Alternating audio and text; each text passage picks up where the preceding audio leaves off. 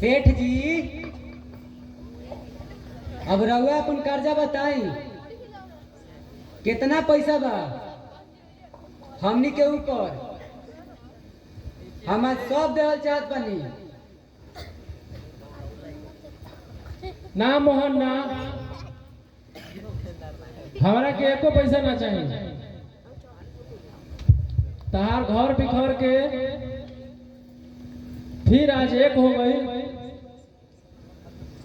से बेसी पैसा का हो सकेला।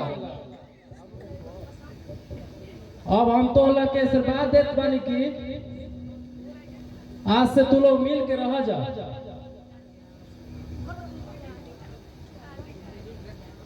मुंशी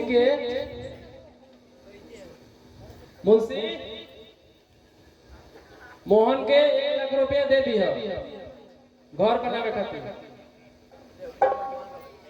मोहन, तू लोग आपस में ऐसे ही मिलजुल के रहिया जा। दुनिया में सब भाई आपस में मिलजुल के रहे के उदाहरण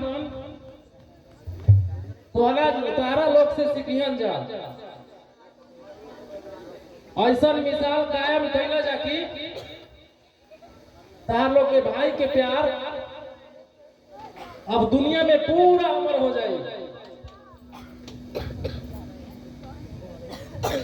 तू लोग गला में गला हमरा के देख के मिलावा लोग।